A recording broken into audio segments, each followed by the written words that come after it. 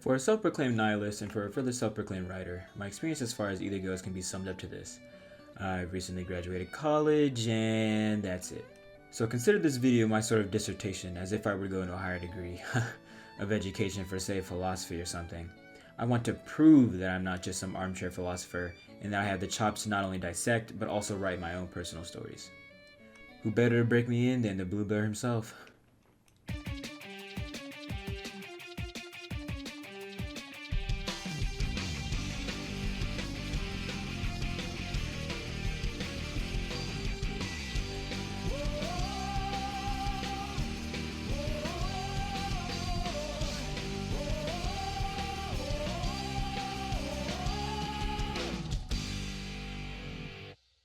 Sonic and the Black Knight released on the Wii and yada yada. Look, I don't want to give this part of the essay because I never know how to length it.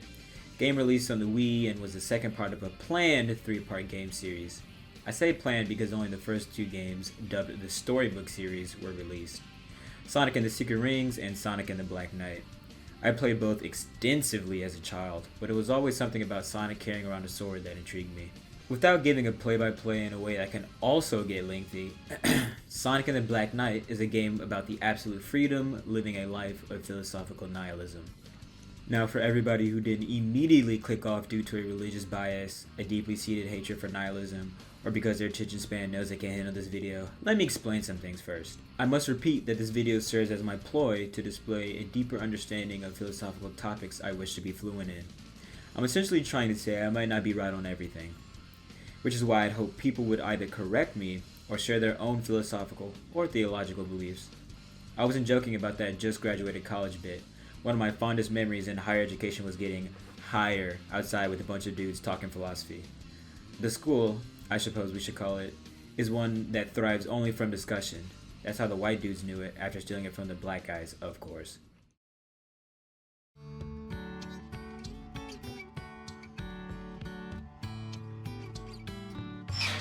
Anyways, nihilism is a school of thought, put simply, that believes there is no point to life or living. I bet a bunch of people just clicked off the video. What most people don't know about nihilism is that they acknowledge, yes, most of the things we do in our lives really amount to nearly nothing. They also acknowledge that because of this, the world, our lives, amounting to nothing, that they become exactly what we make of them. I'm willing to bet a bunch of you just went, nihilism amounts to life is what you make of it. That's not a revelation. Not a revelation. That's a divorced woman's throw pillow. You'd be right, kind of, but you'd also kind of not be right. I like to refer to this book as it was my main proponent into approaching a philosophy of meaningful meaninglessness. There's a poignant part in which the book makes the important distinction between apathy and nihilism. Quote, however, not caring is not the same thing as caring about nothing. The book argues that nihilism cannot be apathetic because they at least care about nothing. To be apathetic is to be without care, without a personal imprint on anything. The nihilists cannot exist as this because they simply believe so strongly in nothing. Nothing doesn't mean you can't be sympathetic, antipathetic. It just means in a matter, your concern isn't necessarily tied to anything. You move without a strength or a bias. Why don't we use another Sega property for an example? Spoilers for Persona 3 ahead. For the love of God, if you have not played this game, please play it. It's an existential masterpiece that needs more love than what it gets. When I say I love writing and philosophy, as a gamer you can only guess what my favorite genre really is. The end of the world will come about due to Nyx's power to force everyone into a comatose-like state dubbed apathy syndrome. It may not seem intentional, but when thought about further, why not outright kill everyone? That is to say, did Atlas not plan for it to be intentionally apathy that Nyx uses to destroy humanity, barring requiring eloquence beyond they all died? Makoto Yuki then, as a protagonist of the story, exists as a face of nihilism. Arguably the most fleshed out Persona protag, Makoto is shown throughout several mediums of Persona 3 content to be this uncaring, depressed, emo teen. What if we were to examine him as a nihilist instead? it's obvious that he cares about multiple things. I mean, the dude loves hip-hop. Look at this dude. The anime is where I can make my biggest claim for Makoto being a nihilist, as it's his most fleshed out appearance. In the film, he's shown not that he doesn't care like an apathetic individual does, rather he cares about his friends and their well-being, he just doesn't know why.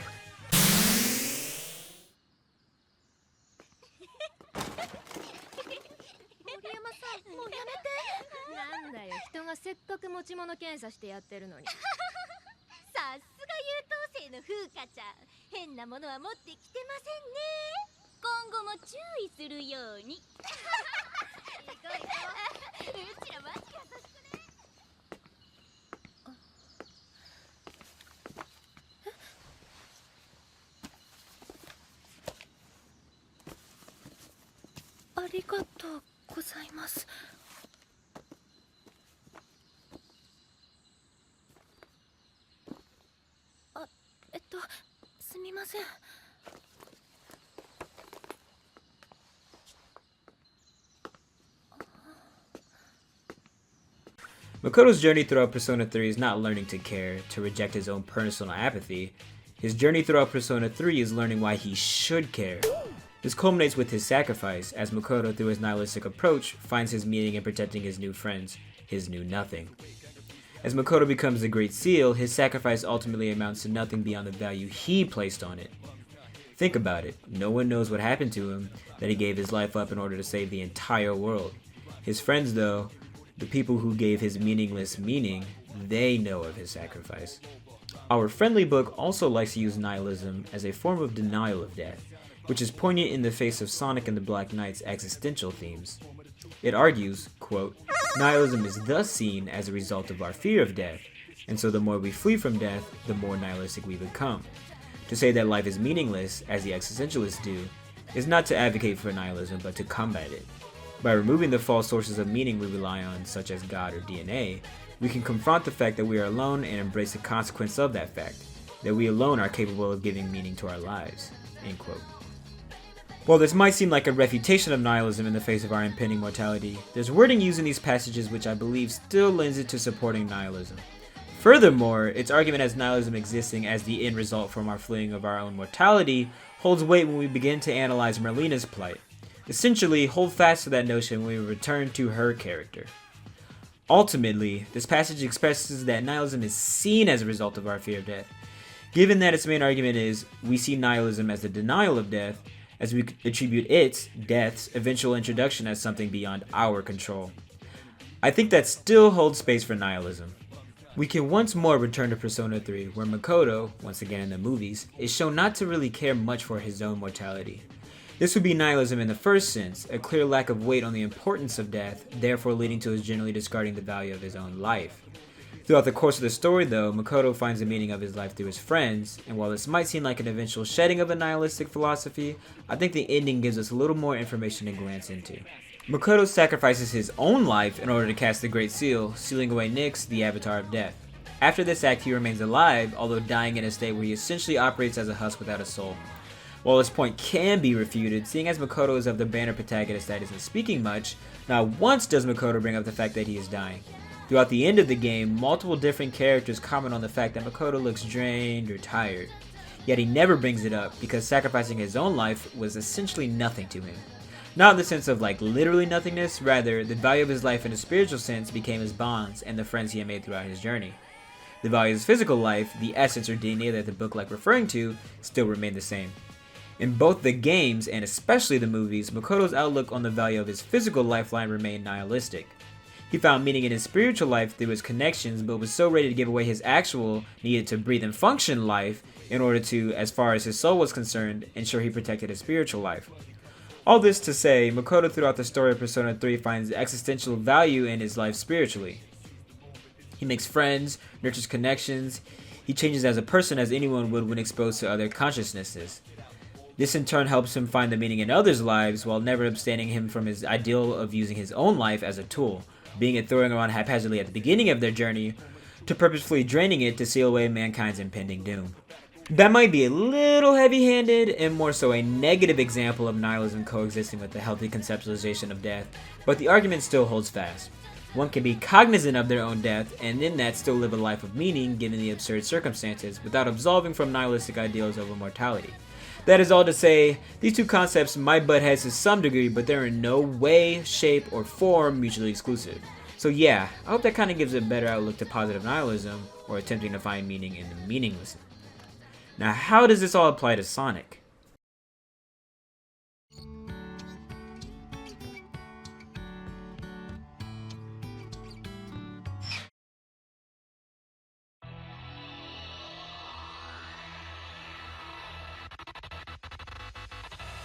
Sonic is characterized as a force of nature given physical form.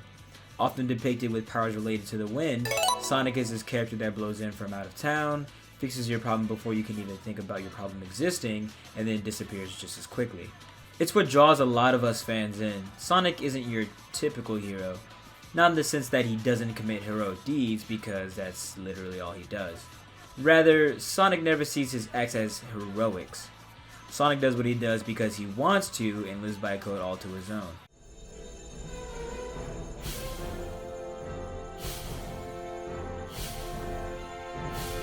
Sir Sonic, you've done enough! No, Sonic! There is no point in continuing! A knight never flees his foe, right? Ah! You fool! This no longer has anything to do with chivalry! Get out of there! Run! It was never about chivalry for me. I just gotta do what I've gotta do. That's all. Sonic! Sonic only cares about freeing people from subjugation. He is known to hate oppression and overall general mistreatment of people. Black Knight specifically shows the extent of this, not only with the aforementioned clip in which Sonic explains he was never operating by a knight's code of chivalry, but also this scene, where Merina forewarns Sonic that if he removes Caliburn from the Sword and Stone, and uses it to slay King Arthur, that he will be the villain of this story.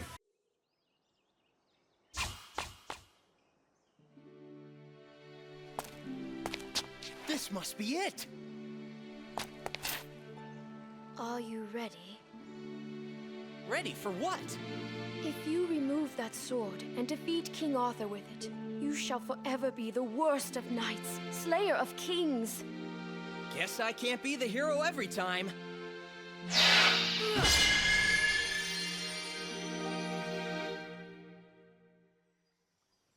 The sacred sword. It goes by the name Caliburn. That's kinda sorry looking. Fool! Ah! You are the chosen one. You are but a squire. Oh yeah? Says you. The sword has a mind of its own. It selects its bearer. Yeah, well, it's got a pretty smart mouth on it for a sword.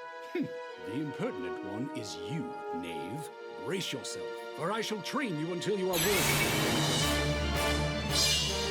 All right, Professor. Work your magic. Sonic has also had a myriad of vocal themes throughout the games, many of which explicitly approach nihilism at least a surface level value. Let's take his adventure era theme, It Doesn't Matter, for example.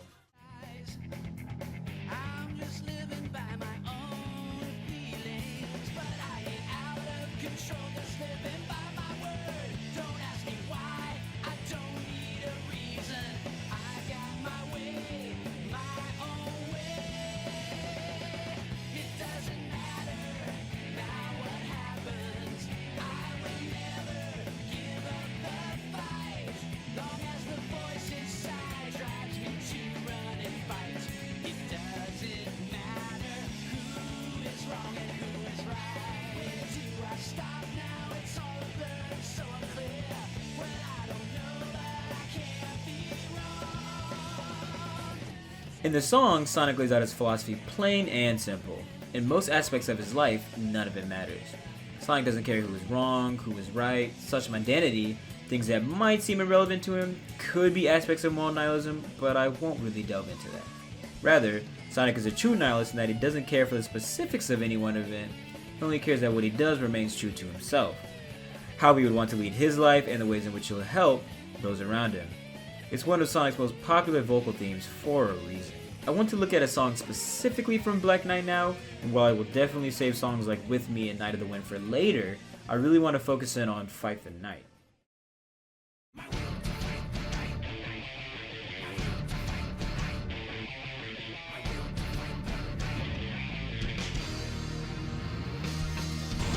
Onward, Sonic! Light of the Wind! I'll never finish him off unless I get in closer! You're getting on my nerves! Time to get you off my back!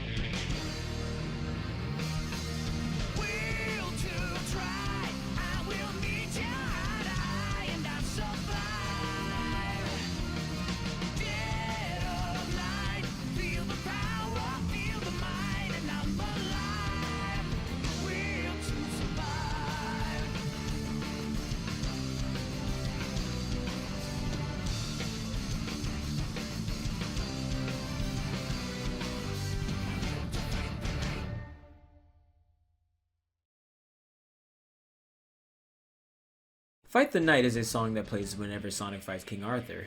As such, its lyrics appropriately depict Sonic's will to defeat King Arthur and to become the villain of a story predetermined outside of his own fate. That's another thing we have to touch on, although I won't delve too deep into it. Sonic and the Black Knight cleverly plays around with Determinism a bit, with Merina explaining to Sonic during their final fight that their world is doomed to fall. I've been expecting you. Just one question before we settle this. Why'd you do it? Weren't we trying to save this kingdom from the underworld?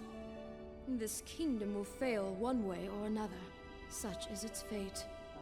Huh? Do you know what is to become of this kingdom? Beats me.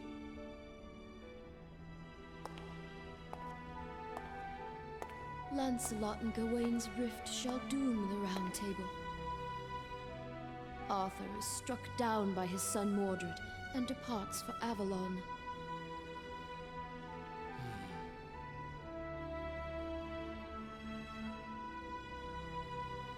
This was to be our ideal world, but it will not last.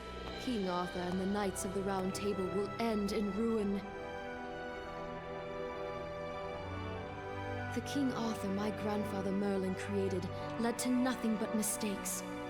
But I can succeed with the power of the scabbard, creating a kingdom that never ends. In a way that I can only assume follows Arthurian lore, Merina does what she does in an attempt to divert the kingdom of Camelot from its fate into downfall. In this way, lyrics like "will to fight in a world inside its right" makes sense, because Sonic is willingly fighting against a world set on a determined path. The world is well within its right to depict him as the villain, not just because he's traveling down a road that ends with him slaying their leader, but also because he is trying to divert it from its predetermined destiny, inadvertently by helping Merina. Sonic once again acts in the second form of nihilism we discussed, as a denial of death. Sonic then, before the big twist, acts almost as a puppet for Merina, carrying on her twisted desire for immortality. Sonic vehemently fights against her tyranny because he can't stand for Merina to upset the natural order of life, and abide by his unwillingly aiding her evil goals. Now, Sonic, the three sacred swords! Got it! How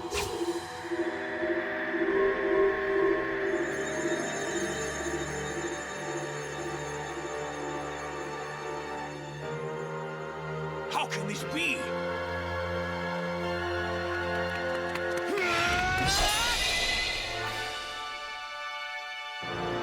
No!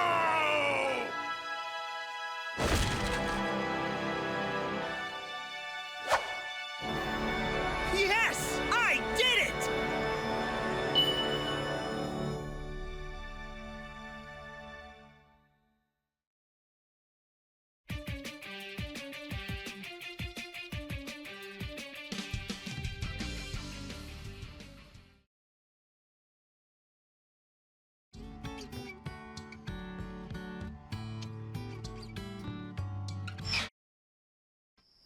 I have found you, apprentice knight, enemy of my king. Who the heck are you? Shadow? I am Lancelot, Knight of the Round Table. I challenge you to a duel. Some things never change. What do you mean by that? Nothing. It's just that he looks like trouble. What shall it be? Will you abandon your sword and flee? Sounds good to me. Fool! A knight never flees a foe. May I have your name, Apprentice Knight? He is Knave the Hedgehog, and he accepts your challenge. Hey, wait just a second here. Very well then. Brace yourself, Knave the Hedgehog. Sonic isn't the only one transported to the world of Camelot. Knuckles, Shadow, and Blaze are all already existing within the story of Arthurian legend as Sir Gawain, Sir Lancelot, and Sir Percival respectively. Serving as emissaries for the king, they exist as obstacles in Sonic's quest. Each knight challenges Sonic's philosophy of nihilism in the face of responsibility, loyalty, and personal existential value. Shadow calls to question Sonic's value in the knight's code. Caliban points out that Sonic should have finished Shadow off, showing sympathy as a sign of weakness. Sonic dodges the question, most likely because he knows his answer wouldn't suffice. He's known not to take lives, seeing that as relieving someone of their liberty of choice. Something that is so blatantly in opposition to Sonic's philosophy of freedom of choice wouldn't stand. One could argue this is once again Sonic acting as a denial of death, although this would be in a literal sense. Therefore, it couldn't be Sonic acting as a nihilistic denial of death, much as Merina wishes them to emulate, because Sonic still holds value in his belief of redemption. I guess what I'm trying to get at is, if Sonic was moving in the dismissive nihilism that Merina exudes, he'd be asking, why should he cling so closely to his life, knowing our world's fate? Would it not be a favor to take said life from him before he witnesses his own inevitable demise? Such thinking is pessimistic, defeatist, and Merlina's exact mindset throughout the entire game. Sonic, on the other hand, exists as the face of a more positive version of nihilism like we discussed before. His thought process probably exists more along the lines of, why should I kill him? We got what we needed. His life doesn't really matter to me in the sense that what he does with it now is his choice, not mine. Wow. So he was one of the Knights of the Round Table? The mightiest of all, and the closest to King Arthur. It was mere luck that enabled you to defeat him. If you say so. But why did you not deal him the final blow? Huh? Such sympathy is an insult to a knight. What's the big deal? Besides, I got this, didn't I? That is Arundite, one of the sacred swords of this land. Take good care of it. No problem. Knuckles, Sir Gawain, is where I really want to make a hard stand for Sonic's nihilism and the way it affects those in Camelot. Let's return to the book first, and then we can pull scenes from the game to tie them together.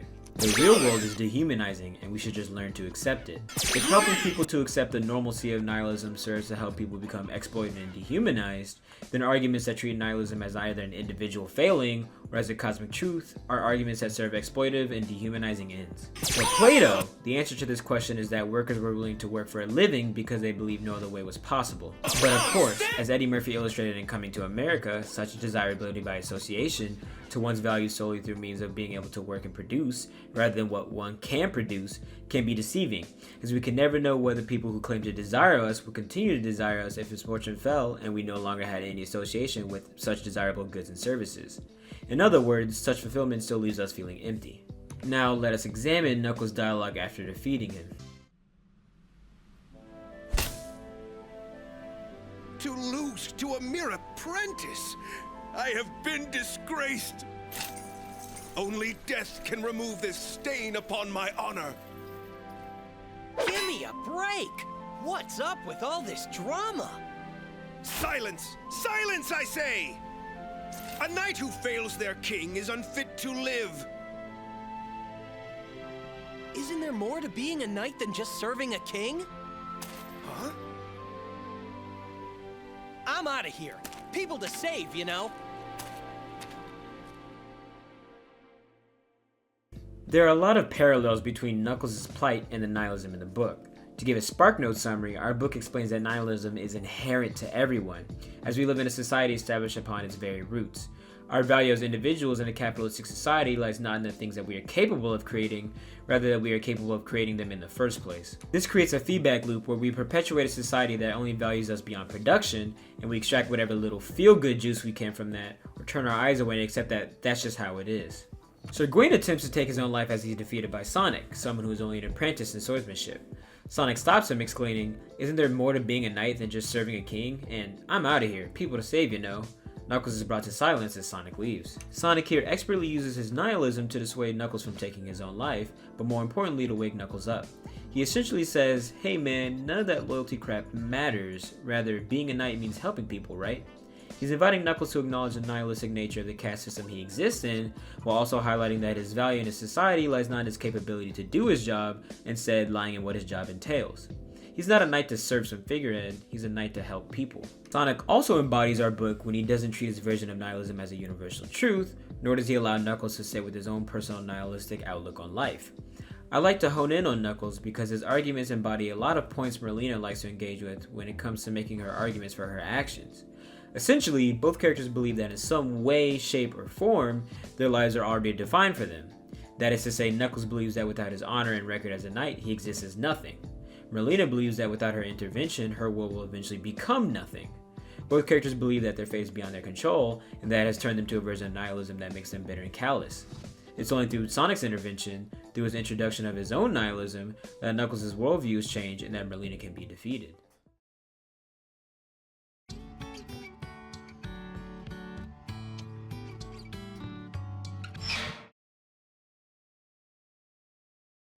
You would not understand, nor could you understand. That's why I must do what I must do. I am finished with you.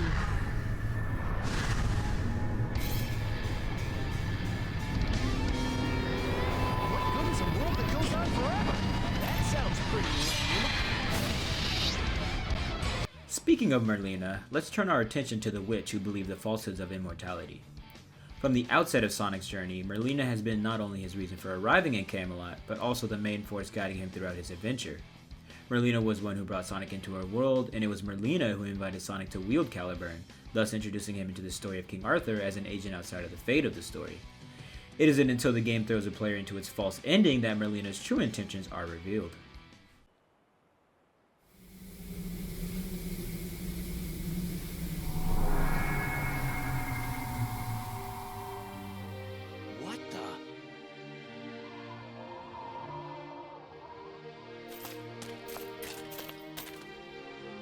We have orders from the king. Have you any last words? Your king was nothing more than an illusion my grandfather conjured up. You'd better start explaining, Merina. Merlina! You! How did you come by that scabbard? Where is the king? Wait. This was all he left after he disappeared in a puff of smoke. Just like one of the knights of the underworld. There was never any King Arthur. Huh? Well done. And thank you, Sonic. With this scabbard, I can erase my grandfather's greatest mistake.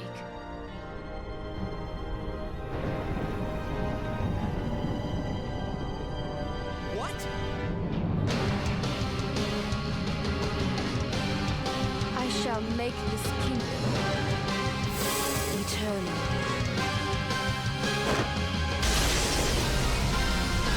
Sonic, get back!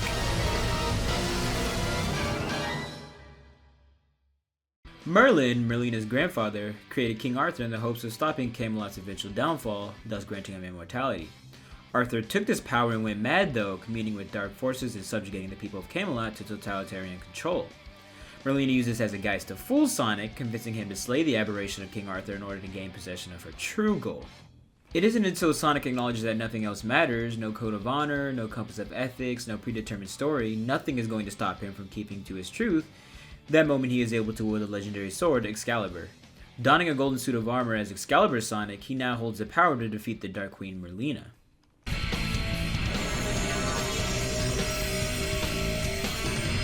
The long-lost light of the sacred sword! Quick, your swords!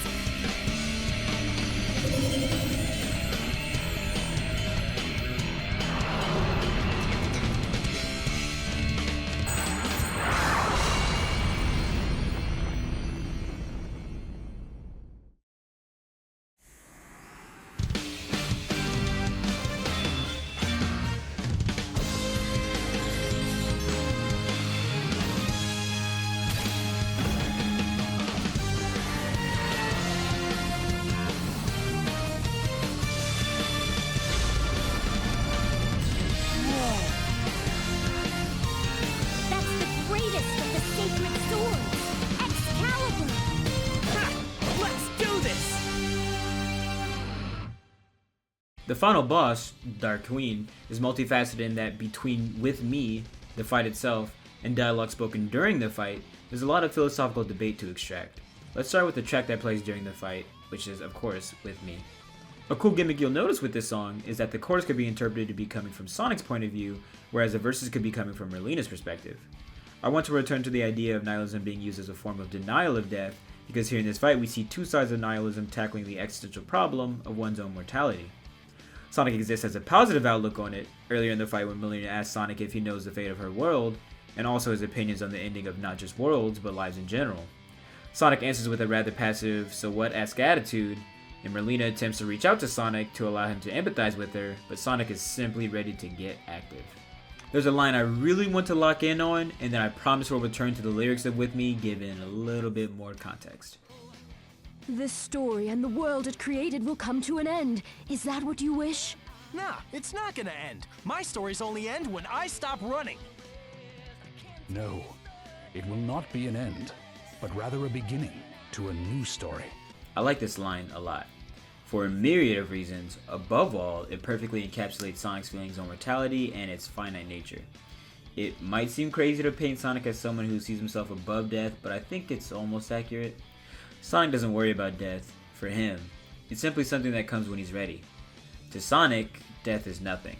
The end of anything is simply the nature of any world, and being the Knight of the Winds, who would Sonic be to deny nature? Rather, he finds himself in his element, becoming one with nature and letting it run its course, be that creation or destruction. Returning to the comparison I made of Makoto earlier and the philosophy he shares with Knuckles when encountering him, Sonic's philosophy over death remains nihilistic because he simply believes that as long as the wind blows free, he hasn't died. It's deeply symbolic that he is able to shed the inherent dread and cynical nature of approaching death from a defeatist nihilistic standpoint, one that Sonic attempts to convey to Merlina, and show her that, yeah, I might physically die, but whenever you feel the wind blowing free in your hair, that's me. I exist as free as the wind in life, as I will be in death. Death is nothing but the end of one chapter and the beginning of another. My physical state changes, but the wind that blows free carries my spirit forever. My story, my life, and what I am and what I stand for, that ends when I stop running and the wind stops flowing, and only I decide when that happens. Merlina exists then as the antithesis of this. The nihilism that exists within her cares not for the entropic nature of fate within the story they currently inhabit. Rather, she wishes to create a world free from natural endings. She is apathetic towards her reality and wholly believes that the fate of her world, the predetermined story, is one of ruin. Recall that our reading argued for seeing nihilistic nature towards death as a symptom of fearing it, running away from it. Again, the reading claims that to acknowledge our life is meaningless is the true freedom. It allows us to add meaning to our own lives beyond some predetermined notion, be it God or some other factors beyond our control, such as DNA. This is the exact predicament that Merlina finds herself in. She conforms to a nihilistic nature that fears her end. She believes that her life and its meaning is already defined by the story of King Arthur and Camelot, without the ability to find that her life is better off being meaningless. Her life is better off being defined by what she believes it to be rather than what the story has for her. Essentially, Merlina's existential dilemma could be solved by applying Sonic's philosophy. Define your own story, run for as long as you can, nothing else matters. Not even the end of said story. What really matters is what you decide does. Caliburn has a line of dialogue that implies this truth as well. I thought the sacred sword Excalibur was merely legend. Yeah, it was a shocker for me, too. So even wizards can't know everything, including what the future holds. Now we can finally get to the lyrics of With Me, given the context of both Merlina and Sonic's ideologies clashing head to head.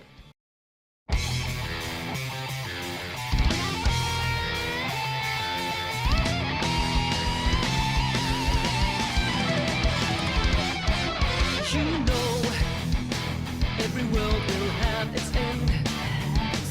I'm here to prove it all to you. I am who you don't think I am. All wrapped up in my evil plan. I can taste the day, savor night, spells beyond you as I watch you grow. Do you dare to fight evil's might? I'll be the last one standing in a flash of light. My eyes are filled with curiosity. You think that you have power over me. In this life, there's no room for you and me. So turn away your face and stay with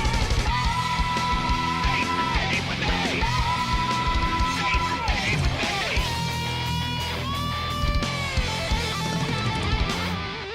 You know, every world will have its test. Don't blame for what I have become. You know, every world will come to end, and I'll create your final rest. I can taste the day, savor night, scream your dreams as you dare to fight,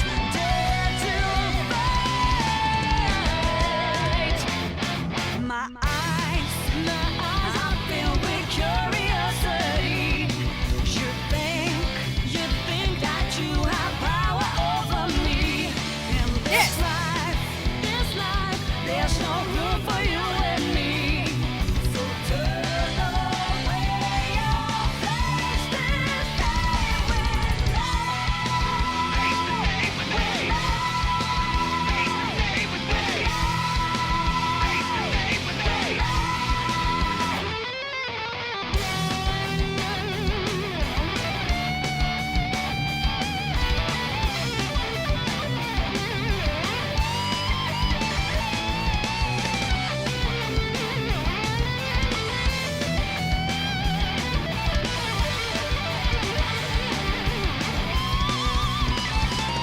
I can taste the day, savor night, scream your dreams as you dare to fight,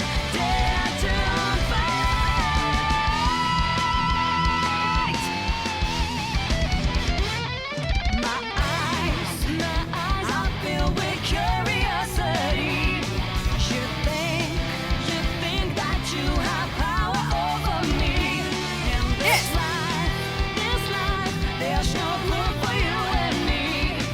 So turn away your face and stay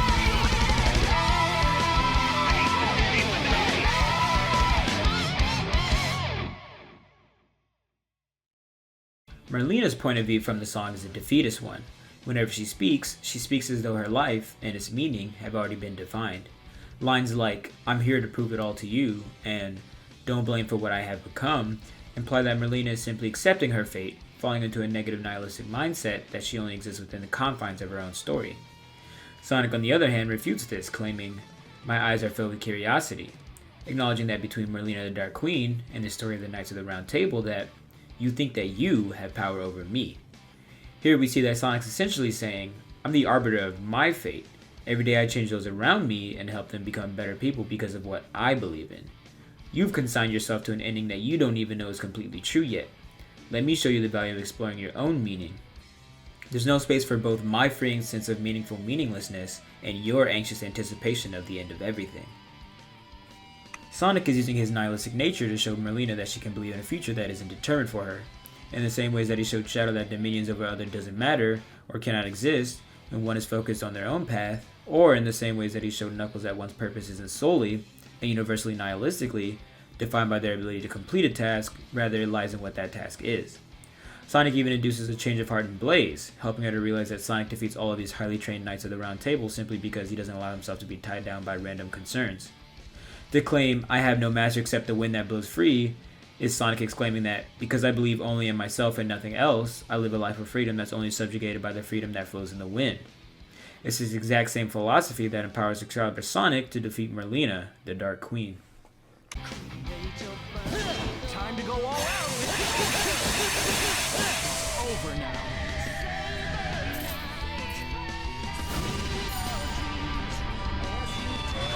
There's nothing Excalibur can't cut through.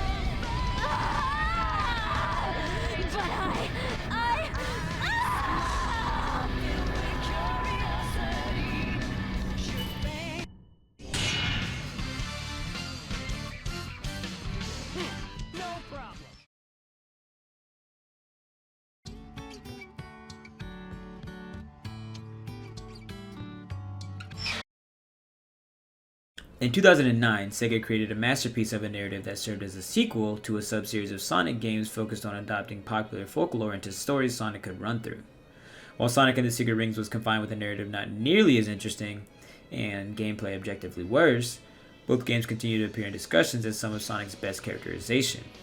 Black Knight specifically handling the heavy topics of existentialism in the face of an all-encompassing deterministic nature of death, and how engaging a nihilistic attitude towards one's mortality and the world around them allows them for the space to care for the things around them that still matter. It's through this nihilism one is capable of confidently striding towards their own exploration simply because it doesn't matter. What they did with their life does. Sonic understands this and attempts to cure Camelot of its poison mindset as it pertains to pessimistic nihilism. Nihilism is a school of thought often misunderstood. What usually gets summed up to nothing really matters is a little more nuanced than that statement. It'd be more appropriate to look at nihilism as such. Nothing really matters, so choose what does, and disregard the rest. Nihilism is a tool that one can use to navigate their understanding of existentialism, cynicism, or generally trekking through decisions made in their daily lives. We looked at how Makoto uses it to remain apathetic to the value of his own life, and how later he uses it to justify so easily throwing away his life to save others. Sonic is defined as a character who is governed by his own set of rules. He's hardly scared of anything and would rather go with the flow of things instead of trying to interrupt the natural order. This goes for stopping those who would wish to stop the nature of things as well, either on a more literal level, such as Eggman, or a metaphysical level, Merina. Sonic doesn't deem himself a hero, rather he just does what he believes in, which just so happens to usually line up with heroics. This is what makes him the perfect nihilist. What he believes in is not predetermined by fate, DNA, or some higher power. It's a philosophy he's developed by taking a look at his life and the lives of those around him. Acknowledging that he enjoys when his friends, his home, his planet is honed in on doing nothing but staying true to their nature. Sonic is a perfect nihilist because what he values is nothing beyond being true to oneself, allowing himself to look inward and create his own set of values determined by nothing but what he wants for himself and his life. Sonic displays the aforementioned aspects of nihilism that often are bled together with apathetics, generally not caring for things such as honor, chivalry, or even right or wrong, while still caring. Sonic clearly cares for people throughout the events of the game, but his generally nihilistic nature over everything allows him to decide when he should care. This mindset allows him the freedom of simply choosing the path that is subservient to his own interests without much thought. It's how he's able to get dropped into the world of Camelot or the Arabian Nights and handle business so fast. When challenged with ideals that entirely contradict his own, Sonic remains steadfast. True to the nature of some of Sonic's best stories, Sonic remains the catalyst for existential changes in those closest to him. Camelot, from the moment Sonic is introduced into its world, sends challenges that all try to directly confront his nihilistic nature, usually through deterministic pessimism. All of the people Sonic encounters throughout the story essentially exist to ask him, how do you care about nothing but doing what you believe is right, especially when we live in a world we know is doomed to end and remains apathetic towards good deeds? Don't you see the futility in saving just a few townsfolk in a world that is destined to destroy itself? Even so, the Knights of the Round Table, and even Merina, learned to place more value and thought into their lives and what they wish to do with them, given that nothing is promised to them and nothing was determined for them. They are the arbiters of their own fate, regardless of class, power, or meta-like esoteric knowledge of a world possibly confined to a story headed towards oblivion. Sonic simply tells them, pretend like nothing matters. Your world is doomed and your manipulative leader is dead. What then does your life amount to? Mine? Simply how fast I can run.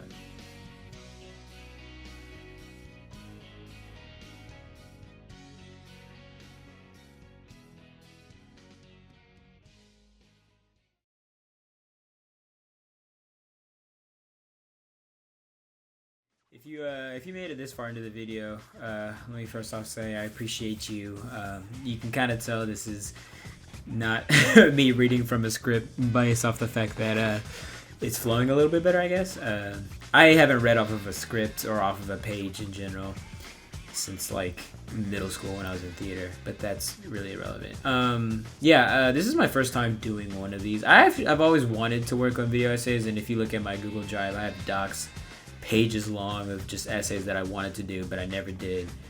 But this one just came to me. You know, I as a video stated, I am a nihilist. I believe myself to be a nihilist, and if it wasn't apparent already by like most of the stuff on my channel or most of the stuff I post on my Twitter or whatever, I'm black. I'm a huge Sonic fan. It's kind of in my nature. If you couldn't tell by the gameplay specifically on the screen or the music I use or some of the graphics I put in the video as well, I am a huge fan of the only Sonic character that we can for 100% say without any shadow of a doubt is black, aka Knuckles. But that's besides the point. I'm getting off track here again. I just wanted to make a video essay. You know, it's always been my favorite form of content. Like I said, I did get my degree in college learning how to make video games, and if you've been on this channel for any sort of period of time, you would know that I am trying to work on my own project, of which I will get back to. Trust me, King and Billy is not going anywhere. I wanted to really kind of get this out of my head and onto paper, and like I really wanted to just prove that I could like dissect a story, and that, you know, given a story that is already created, I could go in and be like, oh, I noticed this, and I noticed this, I noticed this. And also, as a person who really loves philosophy, I'm a big fan of not just nihilism, but just the act of philosophy and philosophizing, I guess, in general. I wanted to kind of put that into a project, and so I was partaking in a bit of the 420, the Devil's Lettuce, which is probably, I'm not gonna lie, if you're any sort of creative, something you should definitely invest in. When this idea came to me, you know, I was like, you know, Sonic and the Black Knight, we always act like it's the best we always claim that it's the best, if not the best, one of the best stories in the Sonic franchise. Then like, why is that, you know? And then, you know, I was like, well, it's a story about nihilism. It's a story about Sonic being this person who doesn't really care. You know, he's a good guy. We know that Sonic is a hero, but we also know that Sonic is his character stands out amongst other heroes in the sense that he is not a hero because what he does, he sees what he does as doing good. He sees what he does as what he wants to do. And throughout that, and noticing the patterns. I mean, like, again, people have always acknowledged that Black Knight specifically is a deeply existential game. It's a game about death, confronting the existential nature of life and just the absurdity of living and all these other things. So, like, within itself, Sonic and the Black Knight is a deeply philosophical and existential game. But to really like get in the grinder and like get into like the nitty gritty and be like, no, yeah, this is an existential game, but it's also about nihilism. It's about Sonic being placed into this world and being like, hey, you know, I live my life in a way that which I don't really care that you guys are saying, oh, I have to subscribe to this system because I'm a knight, or I have to climb this ladder, or I have to do this thing. One part that I didn't include in my script was the part of the game where Sonic he goes off the beaten path in terms of the test that oh, excuse me, wow, guys, I'll tell you, the second I stop recording scripted stuff, I'm all yawny. It is like 4 o'clock and I've been up late recently, but I'm trying to finish this video so y'all can have it before I leave for vacation on Thanksgiving. So little surprise, I guess, for you guys, although you'll just be watching the video anyway. So anyways, the Lady of the Lake gives him, he derails himself off of that quest in order to help the kid, not because he thinks it's a good deed, but because it's what he wants to do. So yeah, you know, it's a very nihilistic story. I also think, again, as a nihilist, it's a school of thought that's often misunderstood. People really kind of just chalk it up to like, oh, you don't think anything matters, and it's like, no, I just acknowledge that through existentialism, the universe is wildly unpredictable. You know, that's what the basis of existentialism is. Like, life is just crazy. It's unpredictable. You know, that, I mean, like, to keep this from being macabre, like, you know, I think that's cancer is like one of the biggest things I think you could attribute to existentialism. You could be a healthy person, and then it's just like your life is inexorably like set on a path, you know what I'm saying, and that was not decided for you. You didn't make that decision. That the universe just decided out of anybody in the world, you were the one to be inflicted with this. So, you know, nihilism is paired with that, and that, wow, the world really kind of doesn't make any sense, you know what I'm saying? So really, it doesn't kind of matter, you know what I'm saying? Nihilism came to me in the sense that, like, you can have stuff like cancer happen to you, and you're like, okay, well, I mean, it doesn't really matter, because it could have happened to anybody else. It just happened, you know what I'm saying? Like, there are predetermined medical, you know, inclinations towards cancer, like there's for anything, but like, you could be literally the furthest from getting cancer a person could be and still get it, you know what I'm saying? So like, I think that's how I understand nihilism, is that you've got to acknowledge that the life and the world and the universe is wildly unpredictable, and once you acknowledge that, when things happen that that aren't in your favor, it's easier for you to just go, oh, well, you know, that doesn't really matter, I guess. There's a helicopter outside of my apartment building. It doesn't really matter, I guess, you know what I'm saying? But like, if you get to live through your cancer diagnosis to see like the birth of your first child, like that does matter. I think that's where the value of nihilism comes from, is you get to choose when and where things matter. This helicopter is loud, bro. You get to choose when and where things matter and when they don't, like when you apply them to like your life and your thought process. And I think that's how Sonic lives, you know what I'm saying?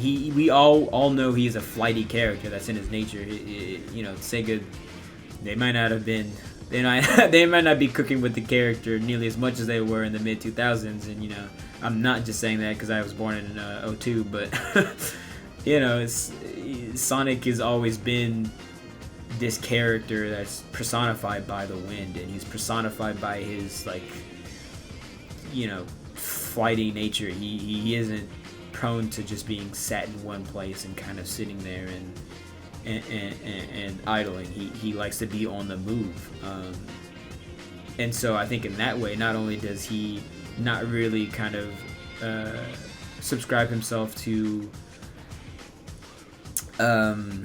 specific details when it comes to anything. We already know that he's a character that kind of just goes with his own kind of flow, but also that he isn't a character that isn't one to be held down by like anything, both negative or positive. We see that in the final boss of Black Knight, where he's like getting his ass kicked and he still decides to get up because he's not gonna let that stuff. It doesn't matter to him. It's nothing. He's a nihilist. You know what I'm saying?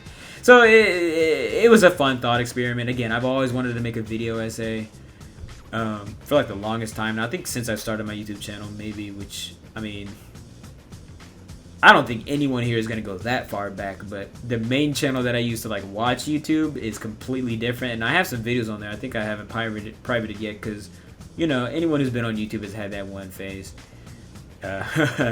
where you were recording Minecraft 360 Xbox 360 gameplays with like your camcorder or camera, and you were like 10, and like I don't know how. Maybe I'm showing my age. I'm Unk status at 23, I guess. But you know, I think even back then, well, maybe not back then, but when I started this channel, so this channel is like my actual channel. I've always wanted to make a video essay, so you know, and this video is not perfect. It's a start, you know. I could refine it. I really don't want to, but I could. You know, I could re-record all the lines, make sure I filtered them through to make sure that. But you know, I'm glad with it being where it's at right now, because more than anything, the content of the content of the video is more. It goes back to nihilism. The content of the video is more important to me than the fact that I could or could not make it. And that is the antithesis of what a society that values, a capitalistic society that values my nihilistic value over anything else. So, again, if you made it this far, I appreciate you guys for making it this far. I'll go back to my regularly scheduled shitpost filled slot fests. I got to do a bunch of 7 Days to Die stuff. That doesn't mean the video essays are done. I definitely want to come back with some more video essays. I'm going to be taking a break, obviously, because I'll be out of town for a couple of days. And I still need to figure out what I want my next topic to be. I ran over a couple with my with a close friend who usually knows how I think. So we're brainstorming and workshopping some of my ideas, and we'll see what comes of that.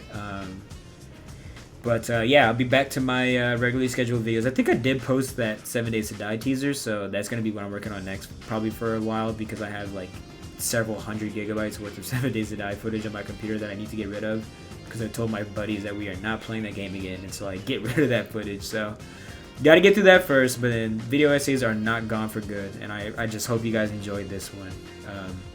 Smash that MF and like button, bro. I don't care, or don't. I'm just gonna plug this video everywhere, and I hope you guys enjoy Sonic. I hope you enjoy video essays, and I hope you enjoy a more philosophical peering into the Blue Blur's mid 2000s adventures. I had a college roommate who used to think Sonic games couldn't be taken seriously because he was a blue anthropomorphic hedgehog, and I just spent the last couple of my months making a video essay about how one of his most like critically panned on a gameplay level, but critically acclaimed on a narrative level games is a game about philosophical nihilism. So I mean, you know, what is life anyways, bro?